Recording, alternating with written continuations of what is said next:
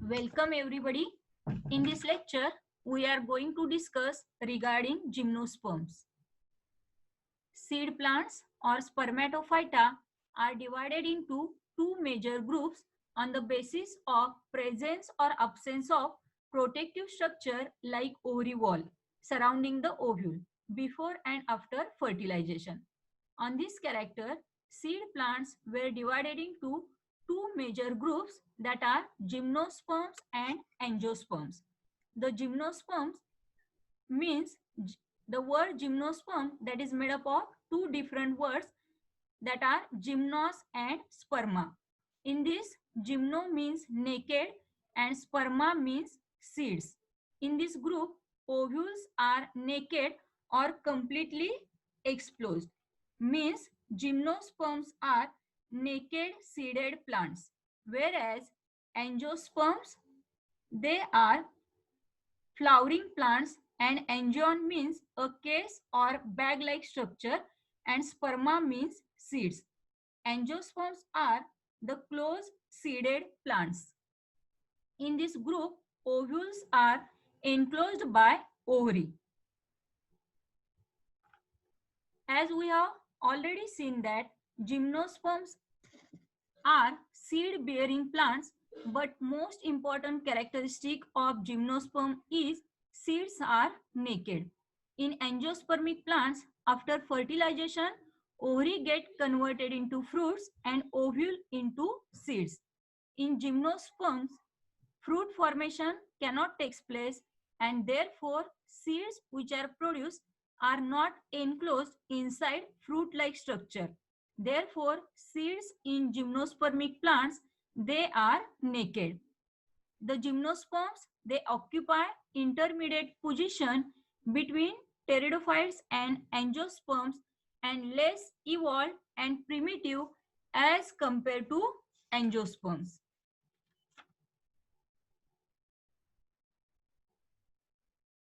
Next, we will see the distribution of gymnospermic plant. The gymnospermic plants, they are distributed temperate and tropical zones of the earth. There are near about 70 genera and 725 species of living gymnosperm distributed throughout the world. In India, 16 genera and 53 species were recorded. The gymnospermic plants, the general history of gymnosperms showed that they are most ancient seed plants originated about 300 million years ago.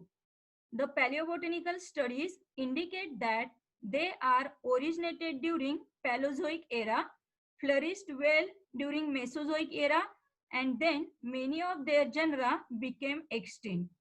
Some of these genera are available for studies in the form of fossil. Some of living gymnosperm genera from Mesozoic era are called living fossils due to their very long fossil history. An important example of living fossil is Ginkgo biloba. These are the certain examples of gymnospermic plants that are the cycas. Another picture that is Pinus and Nitum. Let us study the general characters of gymnosperm. The first characteristic of gymnospermic plant is some genera of gymnosperms have become completely extinct, while some genera, though originated in Mesozoic era, still exist in living forms. All living gymnosperms are middle-sized tree except Nitum. Nitum is a woody climber. Then the taproot system. The gymnospermic plant possesses presence of taproot system, but in certain examples, you observe presence of additional types of the roots in addition to the taproot. For example, in Pinus, you observe that there is a presence of mycorrhizal types of roots. In these roots, there is a presence of fungal association in the form of mycorrhiza, whereas In cycles, you observe that presence of additional types of the roots that are known as cororal roots, which are associated with nitrogen fixing bacteria. In gymnospermic plants, stem is branched except cycas. In cycas, you observe that the stem is unbranched. Then stem is woody and covered with leaf scars and small scaly leaves. The leaves which are present in gymnospermic plants, they are of two different types. Out of that, the first type that is known as green leaves and another type that are the scaly leaves. The green leaves, they are also known as photosynthetic leaves. They perform the function of photosynthesis. Whereas the scaly leaves, they are protective in nature. The green leaves shows variation in their shape. In pinus, you observe there is a presence of needle-like leaves. In Netum, the leaves are entire, whereas large palm-like pinnate leaves are observed in cycas. The root system that shows the presence of diarch or polyarch type of vascular bundles. Then what are diarch type of vascular bundle?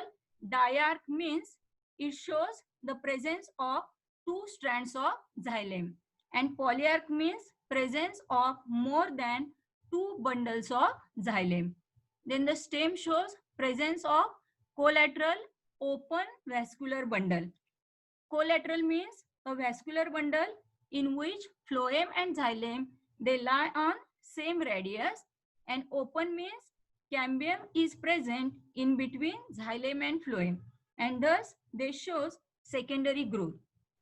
Then the reproductive structures in gymnospermic plants, they are in the form of compact structure. That structure is known as cone, or it may be known as strobulus. The plants are heterosporous. Heterosporous means it produces two types of spores which are different in size and sex. The male is known as microspore and female structure that is known as megaspore. Then microspores or pollen grains are produced in very large number in microsporangia, which are present on lower surface of microsporophylls in male comb. The megaspores or ovules are naked and are produced on the megasporophylls. The ovules are relatively few in number and with single integument consist of 3 distinct layers.